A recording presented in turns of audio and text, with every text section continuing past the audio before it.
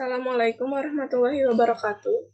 Perkenalkan, nama saya Tasya Hoirunisa, NIM 22510064, kelas A1 Pendidikan Matematika. Di sini saya akan mempresentasikan tentang Pancasila sebagai dasar hukum, tugas pendidikan Pancasila, dosen pengampu Pak Wahyu Setiawan. Pancasila sebagai dasar hukum.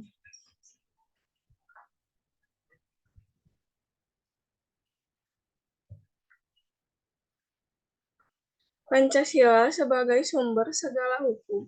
Sumber hukum menurut Jevhenbergen dibagi menjadi dua, yaitu sumber hukum material dan sumber hukum formil. Apabila dikaitkan dengan dua jenis sumber hukum di atas, maka Pancasila termasuk sumber hukum yang bersifat formal seperti peraturan perundang-undangan, perjanjian antar negara, jurisprudensi, dan kebiasaan. Pancasila sebagai sumber hukum material ditentukan oleh muatan atau bobot materi yang terkandung dalam Pancasila. Setidaknya terdapat 3 kualitas materi Pancasila, yaitu 1. Muatan Pancasila merupakan muatan filosofis bangsa Indonesia. 2.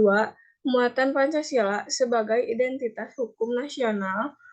3. Pancasila tidak menentukan perintah, larangan, dan sanksi, melainkan hanya menentukan asas-asas fundamental bagi pembentukan hukum. Fungsi Pancasila sebagai sumber hukum. 1. Ideologi hukum Indonesia. 2. Asas-asas yang harus diikuti sebagai petunjuk dalam mengadakan pilihan hukum Indonesia. 3. Kumpulan nilai-nilai yang harus berada di belakang keseluruhan hukum Indonesia. 4. Sebagai suatu pernyataan dari nilai kejiwaan dan keinginan bangsa Indonesia juga dalam hukumnya.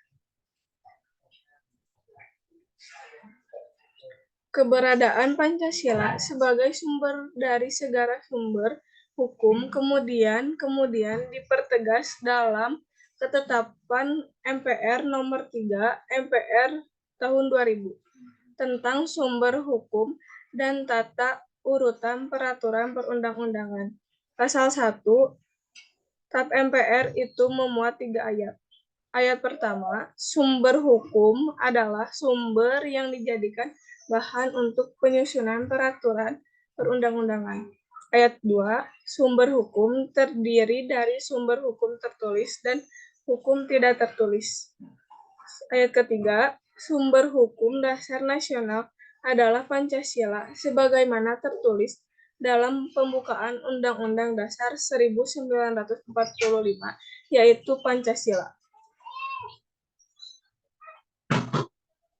Menariknya, supremasi Pancasila dalam sistem hukum kembali ditemukan dalam Undang-Undang Nomor 10 Tahun 2004 tentang pembentukan peraturan perundang-undangan.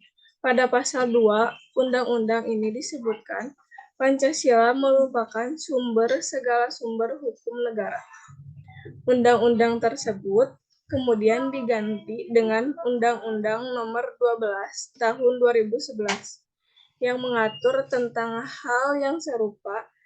Pada pasal 2 Undang-Undang ini tetap menegaskan hal yang sama sebagaimana dalam Undang-Undang Nomor 10 Tahun 2004 bahwa Pancasila merupakan sumber segala sumber hukum negara.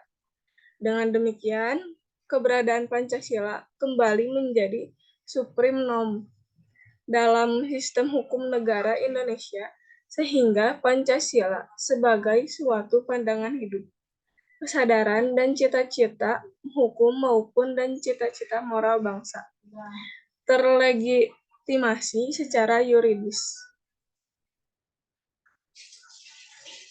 Menerapkan Pancasila sebagai sumber segala sumber hukum. Menjadikan Pancasila sebagai suatu aliran hukum. Mendudukan Pancasila sebagai puncak hierarki peraturan perundang-undangan. Tata urut peraturan perundang-undangan. 1. Pancasila. 2. Undang-Undang Dasar Negara Republik Indonesia tahun 1945. 3. Ketetapan Majelis Permusyawaratan Rakyat Republik Indonesia (MPR RI). Ketiga, undang-undang atau peraturan pemerintah pengganti undang-undang. Kelima, peraturan pemerintah. Keenam, peraturan presiden. Ketujuh, peraturan daerah provinsi. Kedelapan, peraturan daerah kabupaten atau kota.